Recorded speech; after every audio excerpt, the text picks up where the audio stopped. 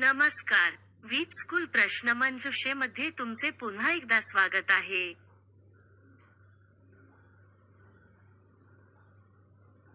अक्षय ऊर्जा म्हणजे काय? अक्षय ऊर्जा ही अशी ऊर्जा आहे जी सतत उपलब्ध असते आणि नूतनीकरण केली जाऊ शकते. उदा. सौर ऊर्जा, पवन ऊर्जा, जलविद्युत ऊर्जा, भूतापीय ऊर्जा, जैवऊर्जा इत्यादी. अक्षय ऊर्जा ही पर्यावरणपूरक आहे आणि प्रदूषण निर्माण करत नाही. त्यामुळे ही ऊर्जा भविष्यासाठी खूप महत्त्वाची आहे.